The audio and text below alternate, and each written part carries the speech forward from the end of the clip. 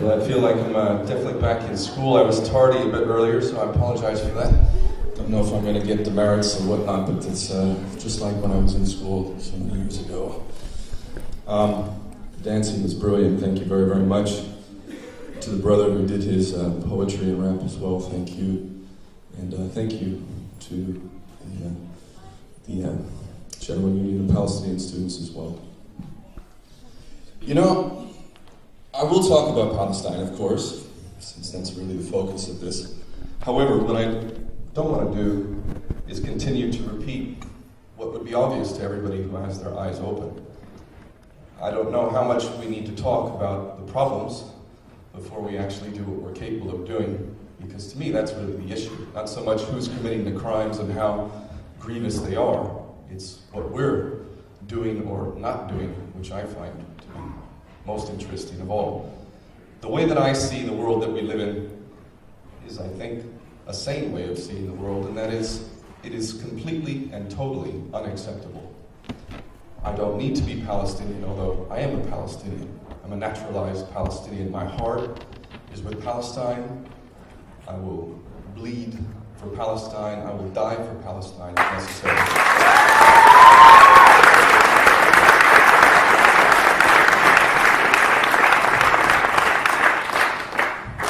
We don't need to be Palestinians to see that this world is completely and totally unacceptable. And I just don't understand how anyone can accept the unacceptable. And I think it's a matter of having self-respect or not. And I made a decision once I became aware. I wasn't always aware. When I was young, I was quite stupid. I joined the Marine Corps at the age of 19 years old. I believed that my nation was the greatest nation in the world.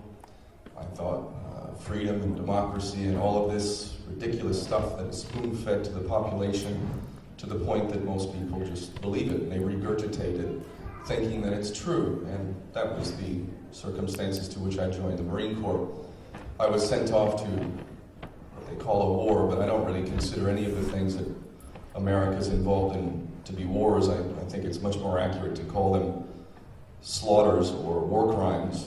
A war implies that there are equal parties on two opposing sides fighting each other with some semblance of a question as to whether one side will win or the other. America simply goes off and slaughters people. That's not war. I also believe that what America is doing, what Britain is doing, what the EU endorses, is nothing more than the modern-day version of empire that's existed from the beginning of so-called civilization. At least in the old days, empire was more honest. We're in charge, we're going to take you over, and if you don't like it, well then we'll just kill you, and we'll take your land, and we'll rape and plunder. And today we do it under the guise of democracy, as if we have democracy here in the UK. Is this democracy? If this is democracy, then democracy is a sham, and we should be ashamed for even thinking that we live in democracies, because if we do live in democracies, then we'll have to take responsibility for the actions of our representatives. So we can't have it both ways. If we live in a democracy, then the government represents our will. And if that be the case, then shame on all of us. Because what the government does here is disgusting, deceptive, pathetic, and it will continue as long as we allow these crooks posing as politicians to do what they do. So Palestine. I didn't always know about Palestine. I was totally ignorant of Palestine in my 20s and before. But I realized at a certain point that there was something very special about it, and I decided at a certain point to try and understand what is happening. The more I learned about Palestine, the more I realized that the way of Palestine is the way of the world. The fate of Palestine is the fate of the world, and Palestine gets at the heart of all injustice. Every people who've ever felt the sting of injustice on a personal level, national level, racial level, religious level, whatever level, if you've ever felt injustice, then you know what it is to be a Palestinian. And if we solve the problem of Palestine, then we will solve the world's problems. That's my opinion. And to be honest, that's why I got involved with Palestine. I didn't have a personal relationship with anybody in Palestine. I simply felt that this was the place. This is where we need to focus our energy. Doesn't mean that we ignore all the other problems in the world, but we need to focus our energy on Palestine. We need to solve this problem.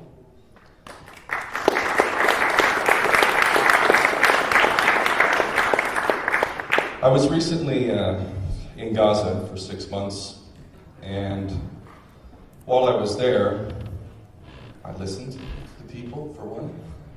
I listened to the people when I was there in 2003, 2004, and 2008 as well. And I don't hear the Palestinians saying, we want more aid. That's not what I'm hearing. In fact, billions and billions in euros and dollars is going to Palestine. And what is it doing for them? Well, it keeps them alive. I guess you could say that. If it weren't for the aid, okay, probably people would be starving to death. So if the objective is to keep people from starving to death, then fine. Let's continue to invest the majority of our energy into aid, and we'll make sure that the Palestinians don't starve to death. They'll just live in abject poverty and deal with complete denial of human rights, be treated like dogs, and live the most undignified sort of life that you can ever imagine. Because this is what we're doing, whether we know it or not. And the EU, very cleverly, plays itself as a friend of the Palestinians by giving billions in aid. There's a beautiful film that's produced by Palestinians that came out recently. It's called Donor Opium. Fantastic film. If you look it up on YouTube, I highly recommend it. It talks about the insidious nature of aid. And the way it works effectively is that these big aid agencies, and let's be clear, there's so many good people working within aid organizations. Most of the people are very, very good people. Their intentions are pure, so let us not misunderstand each other here.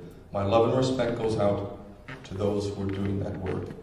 And before I forget, I must say, to Brother Kadir Adnan, who's now in his 62nd day of hunger strike,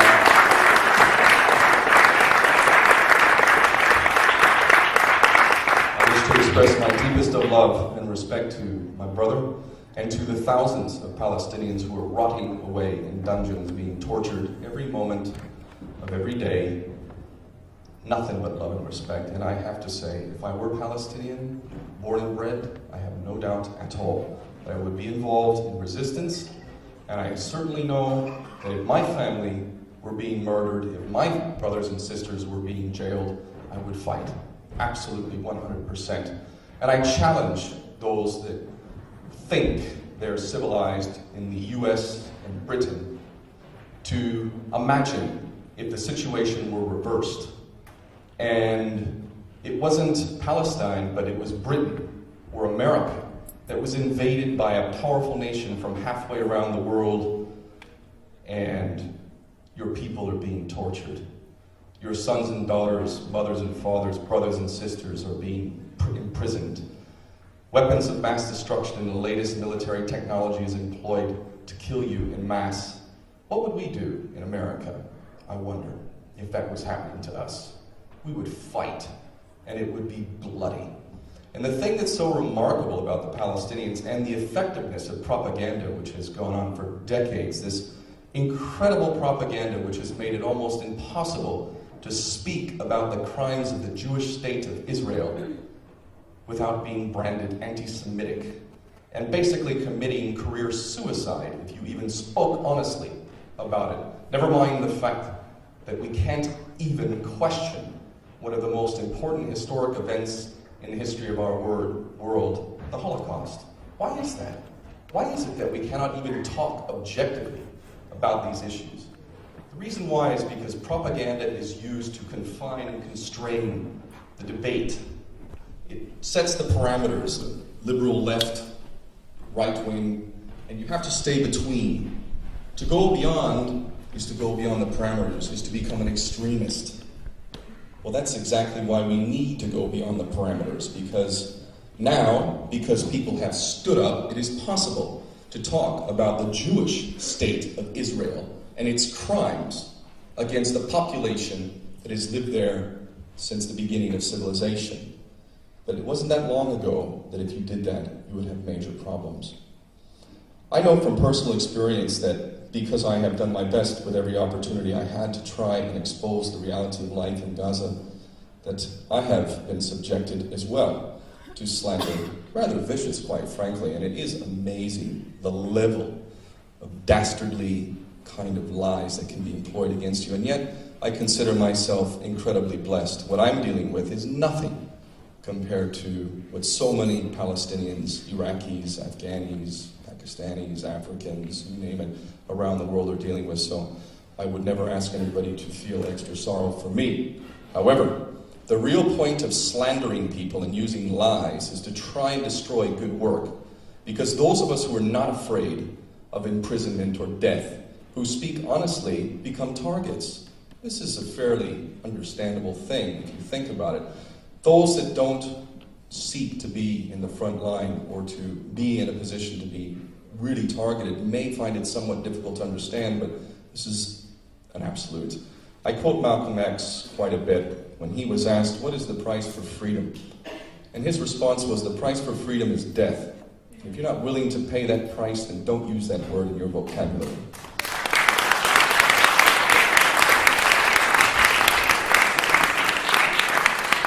So Palestine, when I was in Gaza this last year, I met a lot of people, as I always do, but I met one family in particular, the Samuni family. How many people here know about the Samuni family? Can you raise your hands? Just out of curiosity, how many people in here are Palestinian? Okay. Well, the Samuni family should be known by everybody. There's a lot of reasons why you don't know about them, because it exposes everything about the incredible, sinister, evil aspects of the worst elements of Israel.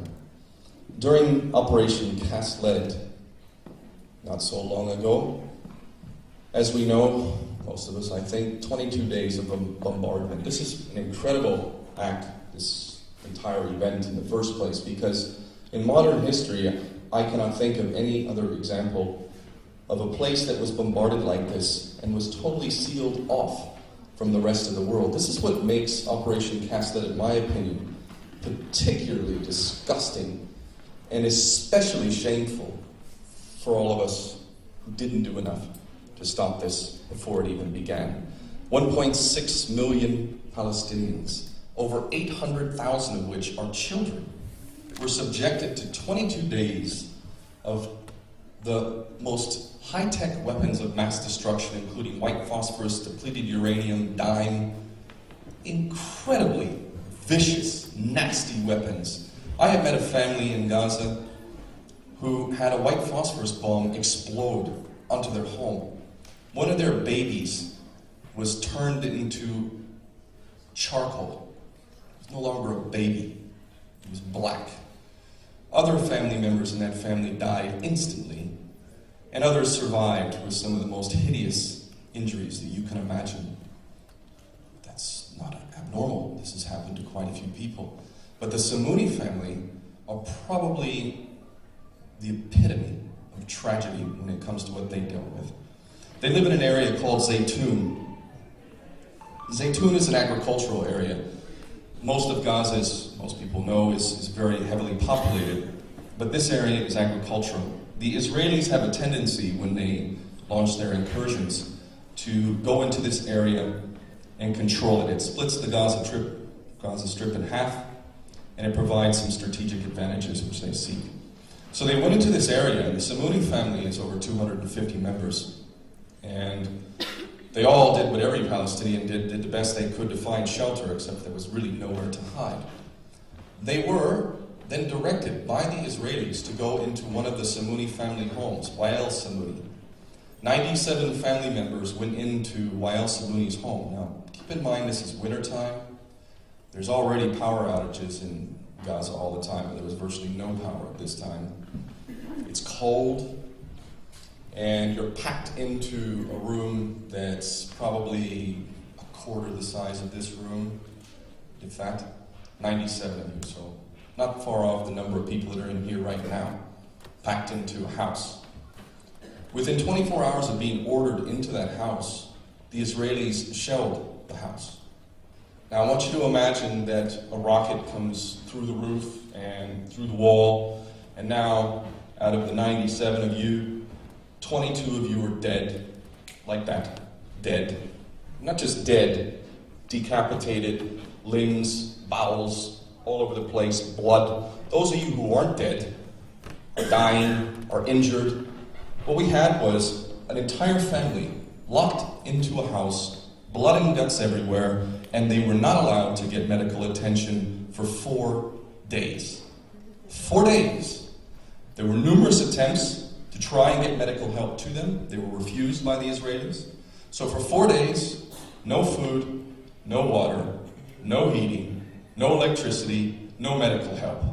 4 days. Children were lying next to the corpses of their parents. Parents were lying next to the corpses of their children, uncles and aunts. What would that do to you? Think about it. I mean, it would be hard enough as a strong adult, but as a child to deal with this. Well, that's what they dealt with. I spent time with this family, and I was making stories. I wanted to meet people and tell their story as a means to get people to move, to act, to do more. And I wasn't even going to meet the Samuni family because their story hadn't been told, but I did meet them, and I'm very happy that I did. I became extremely close to this family. I changed my plans. I had plans, a project, I had many people involved in it. I totally changed my plans. I couldn't believe that 3 years on, that they were still without, many of them without their homes. One of the family groups, Zainat Samuni, her husband was shot dead in front of the kids. Her little son, 4-year-old Ahmed Samuni, was shot twice at virtually point-blank range in the chest, and he died over the course of a day in his mother's arms. They were living on a dirt floor. قد ما هي يعني بتكون متألمة، لكن بدها ابنها تحضنه وتتأكد عليه وتشوفه. اللي هو بقول انا هي حامل، اخذ اللي هو اخوه مين اخوه فرج، لو بقول لا هي معايا، صرت اقول له امل بقول له ولد خلي معطوا لي ابني. لقيته معطوا لي ابنه. لما شفت ابني احمد ساعتها كشفت واي.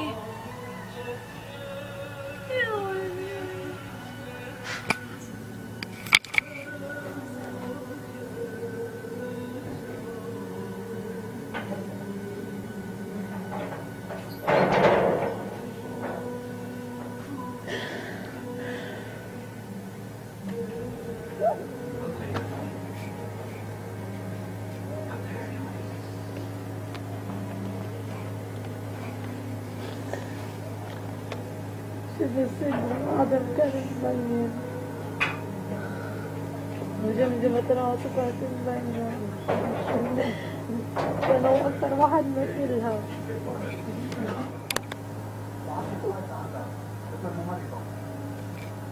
بعد أحمد فقدني وهو بشد أصابعه وبعد في إيدي وانا مش قادرة اعمل له حاجة. العصريات جاء اخوته، فقلت انه احمد اكيد تاني جاء. خمرت خبزة وكوباية مية، صرت طعمين نتفة في امه. كان جاعان في اللحظة هذه.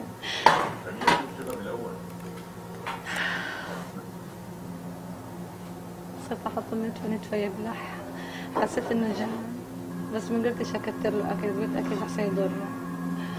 لما كان يقول لي بدي مية احط اصبع في كوباية مية واحط على شفايف، كان يبلعها. مع ذلك المغرب صار ينازع، صار النفس اللي في بطني مثلا قبل ما يكملني، قبل اللحظة هذه لما بقول لي ما بدي اخذك معي في الجنة انت وابوك، وبعد الجنة بقول صار يكبر، صار يقول لي ما بدي اصلي. قلت له صلي طيب زي ما انت. قبل يطول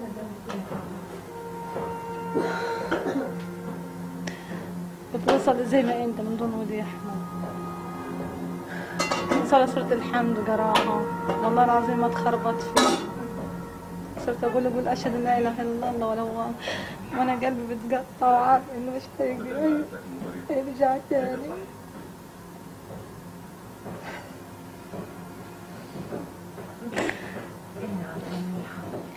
she's telling us the story of her kid, Ahmad. She was saying that he was with his uncle, and she went when she escaped and went to a home. She was like, "Give me my son! I want my son! Where is my son?" And he was like, "Okay, your son is with me. Don't worry, he's with me." She was like, "Give it to me," but he did not give him to her. Another one took him, and she was like screaming, "Just give me my son!" When they give him to her, and she saw his chest, the bullets in his head and his chest, she started to cry, and she thought he's dead. But after she sat down and she saw that he was still breathing, and she was like, "Oh my God, he's alive! Just call an ambulance, call anyone, just call anyone and tell them to come. My Ahmed is alive. I want them to make him a surgery, and he will survive. He's alive." So when they started to call people and hospitals, they was like, "No, that area is a closed area. We can't come in. If we come in, they will shoot us. We can't go in that area." And she's saying that after a few hours, he was like, "I want some water." So she bought some water on his lips, and she feed him a little bit of bread. And then at the evening, he was like, "Mom, I'm going to paradise. Don't be sad. I'm gonna take Dad with me to paradise." And that moment she knew that this is the last time she saw or talked to Ahmed, because he was dying in the last moments in the evening. I couldn't believe, 3 years on, that this family, I mean, not to say that it's okay to just take care of this family, but I couldn't believe that 3 years on, this family was still not taken care of. It blew me away. And because I became so close to these kids in particular, there's over 100 kids in this family, and it's understandable, one of the most insidious and horrible things about the blockade of Gaza, which is now going into 5 years, is that the parents cannot really take care of their children. It's not that they don't want to, it's not that they're not capable of doing it, it's just that the circumstances do not allow it. When it comes to food, they have to go to the UN. 80% of the Palestinians are reliant upon food aid to survive. So when you put the food on the table, it's not food on the table from your mother and your father who's working a job, getting paid and buying the food. It's from the aid agency. So the kids know this. They know, hey, my parents can't provide for me. And secondly, they can't protect me. They can't protect me. The helicopter gunships are flying overhead every day. F-16s, they dropped the bombs on us before, they could do it again tomorrow. They can't stop it, the family can't stop it. Think about what that does to the fabric of society. Think about that. When your children know that you can't protect them nor provide for them. The Israelis know this, and they know it very, very well. And the Europeans know this too, the leaders in Europe and America. And we have the nerve to send some aid and pretend like we're friends to the Palestinians. No, we are guilty of allowing our traitorous, treasonous, corrupt governments to do business with Israel to the tune of 25 billion euros a year in trade. The most prosperous nation in the Middle East is doing very well indeed for their relationship with the EU. So the real friend of the EU is in fact Israel, and the pittance, the crumbs that come with a heavy price tag that are given to the Palestinians are nothing more than a means of institutionalizing this aid dependency, which is destroying the fabric of the culture, and it's intended to do that. Thus, the culture of aid dependency in Palestine is enormous.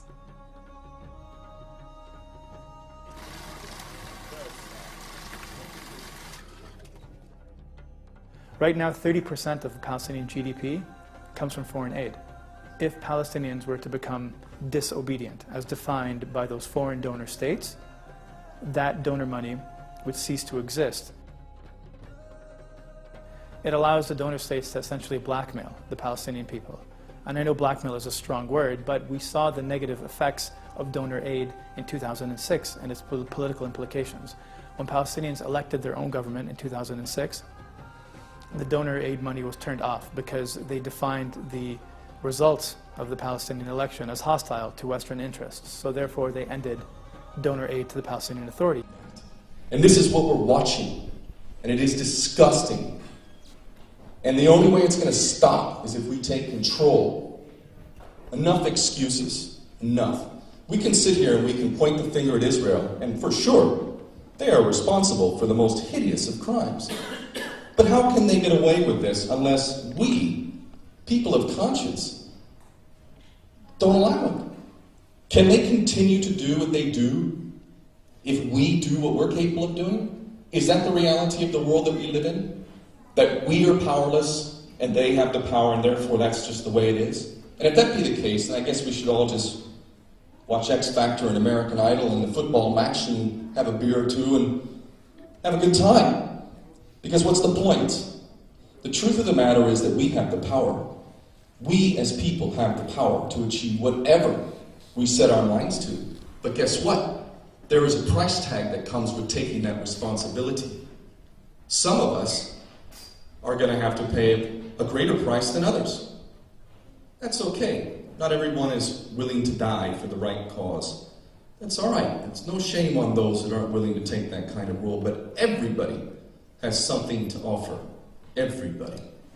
And if we really want to know who's responsible for all of the crimes of this world, then what we really need to do is go stand in front of a mirror, have a good, hard look at the person staring back at you, and know there's where the problem really is. And if you...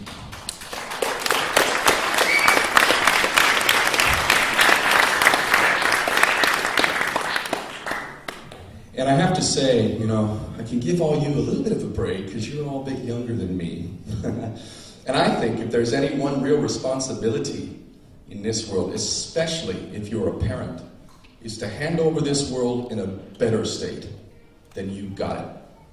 And it seems like generation after generation after generation has been failing in their responsibility to their children. Otherwise, we would not have this world that we've inherited. Look at what's happened in Libya.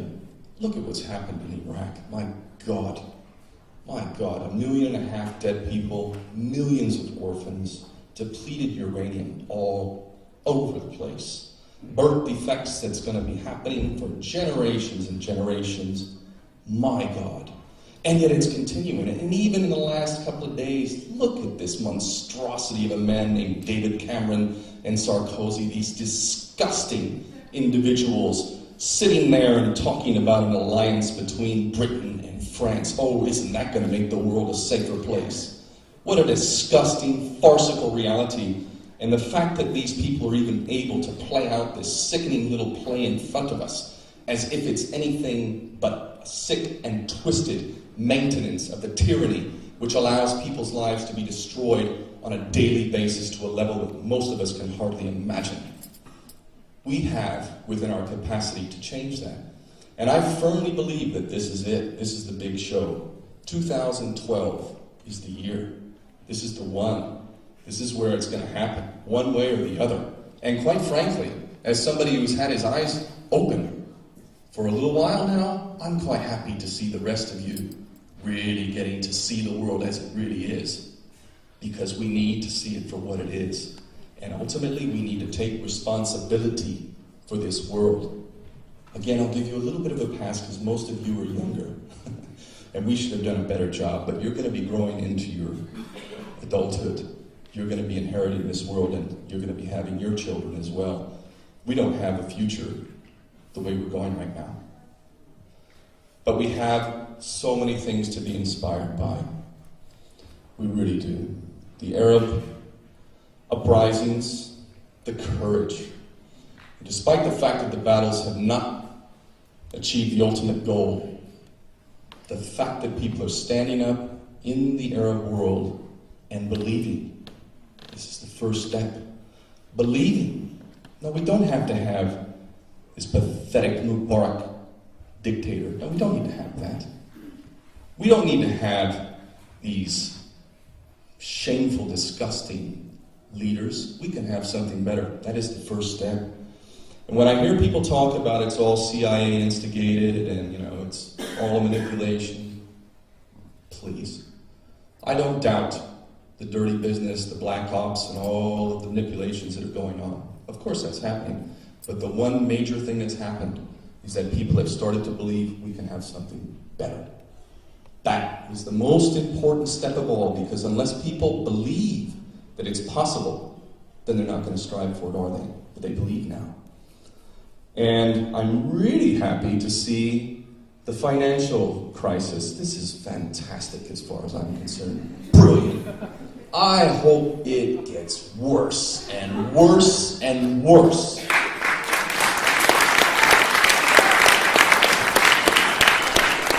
Because the truth of the matter is that we in the West, whether we want to admit it or not, have sat by while the world has been raped and plundered through economic hitmen, through wars of aggression, through corrupt politicians, bought-off tyrants, and all these tin-pot dictatorships around the world doing business with our equally pathetic and corrupt governments.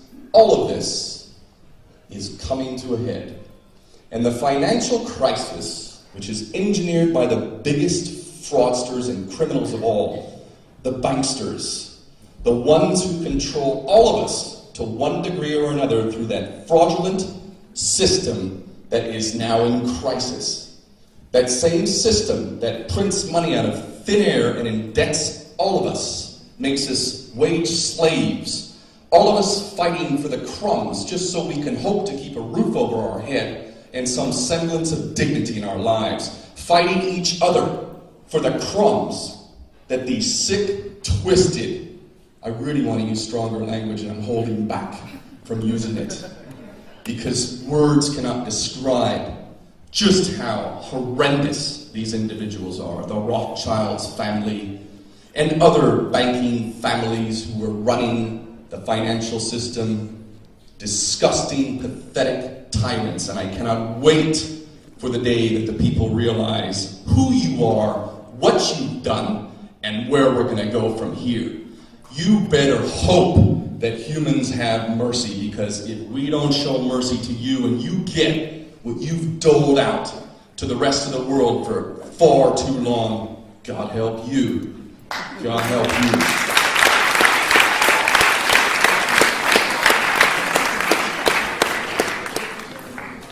This is the year, really. Let's make no mistake about it. This is the year. They're getting ready. They've been wanting to attack Iran. Make no mistake about this. Make no mistake. In a day, if an attack on Iran occurs, the only thing that might save us from the most horrendous human experience ever imaginable is if Iran does not counterattack full scale. Which I don't put good odds on that. I don't put good odds on that at all. And who could blame Iran? They're surrounded on every side.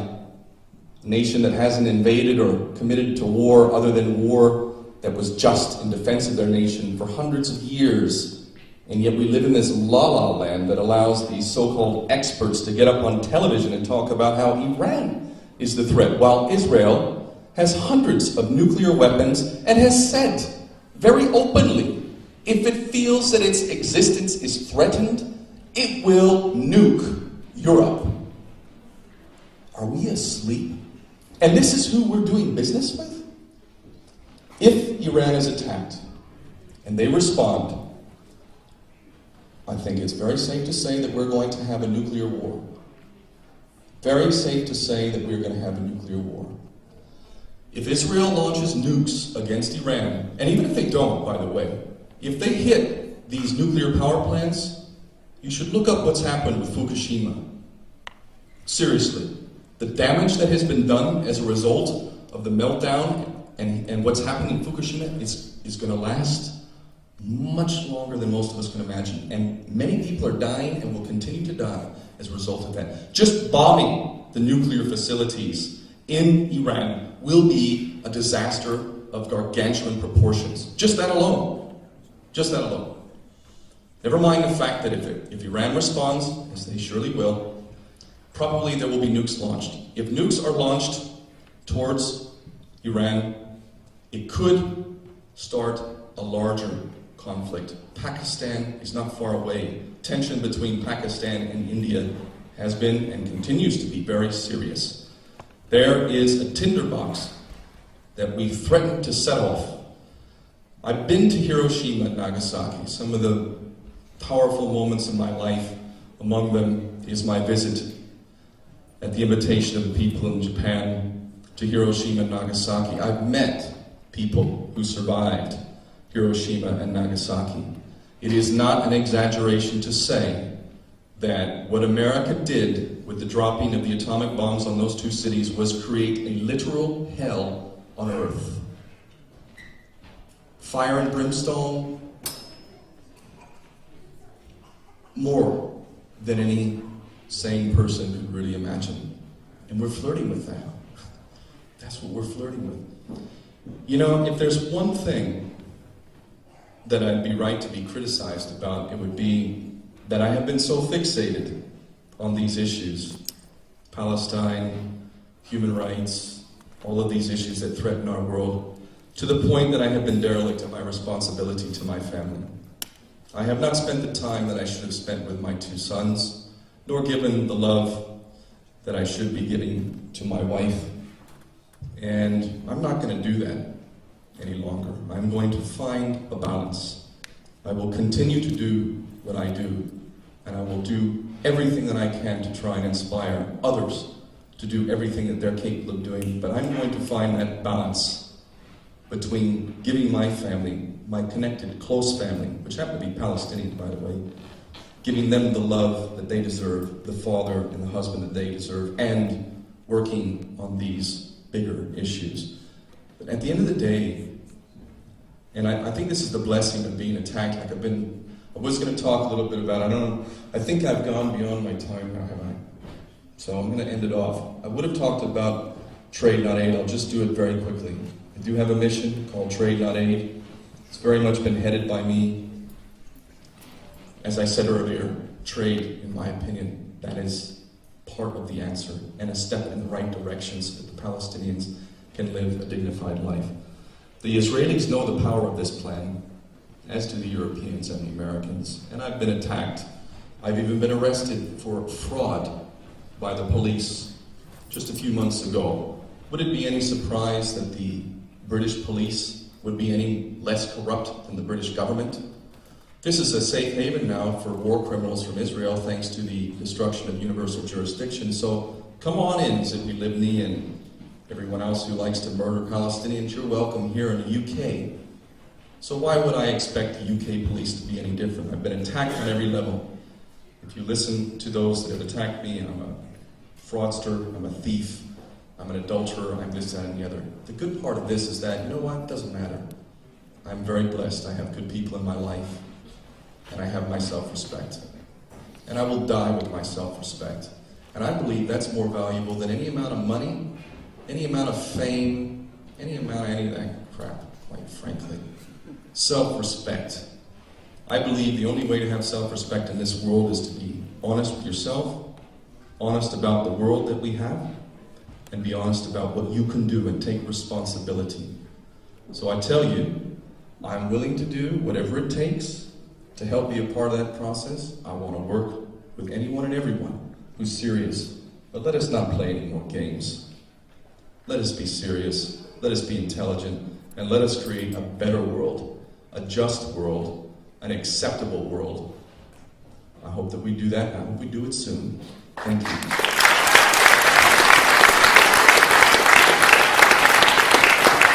Thank you, Desmond.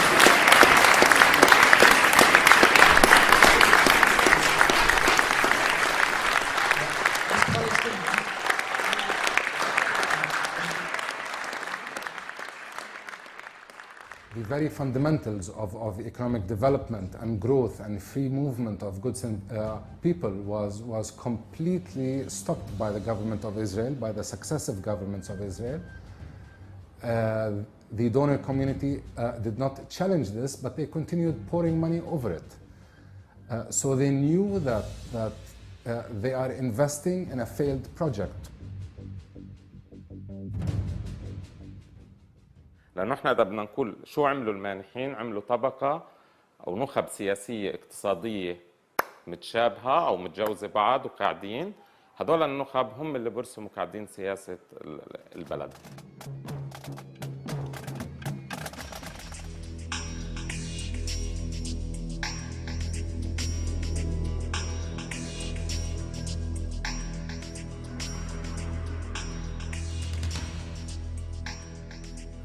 I think donor funding contributed because donors and the countries behind them did not challenge the policy of the State of Israel by economically blockading the West Bank and the Gaza Strip and East Jerusalem. So they knew that they are investing in a failed project which cannot be feasible without the free movement of goods and people.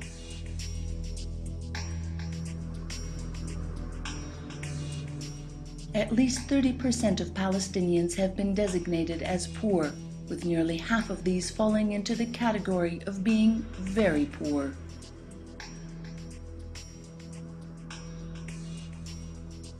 How can so many Palestinians remain poor with so much aid being donated?